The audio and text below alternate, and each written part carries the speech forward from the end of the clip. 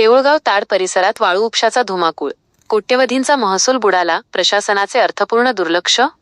केदारखेडा प्रतिनिधी बी.के. दसाळ. भोकरदन तालुक्यातील देऊळगाव ताड परिसरात सध्या वाळू माफियांनी अक्षरशः धुमाकूळ घातला असून रात्रंदिवस मोठ्या प्रमाणावर अवैध रेती उत्खनन सुरू आहे. या बेकायदेशीर व्यवसायामुळे शासनाचा कोट्यवधी रुपयांचा महसूल बुडत आहे. मात्र स्थानिक पोलीस आणि महसूल विभाग याकडे जाणीवपूर्वक डोळेझाक करत असल्याचे चित्र निर्माण झाले आहे.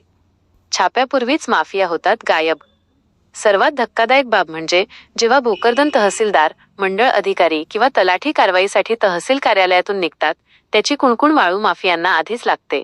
अधिकारी घटनास्थळी पोहोचण्यापूर्वीच तेथील जेसीबी, ट्रॅक्टर आणि हायवा गाड्या गायब होतात. यामुळे महसूल विभागातीलच काही विभीषण या माफियांना टीप देत आहेत का, असा संतप्त सवाल नागरिक विचारत आहेत.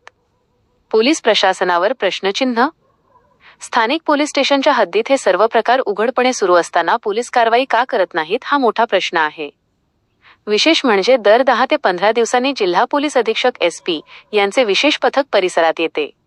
मात्र या पथकाच्या हातीही काही लागत नसल्याने आश्चर्य व्यक्त केले जात आहे. ठळक मुद्दे. अवैध उत्खनन. देऊळगाव ताड येथे रात्रंदिवस यंत्रांच्या सहाय्याने वाळू उपसा सुरू. महसूल हानी. विनापरवाना उपशामुळे शासनाचे कोट्यवधींचे नुकसान. प्रशासकीय संशय.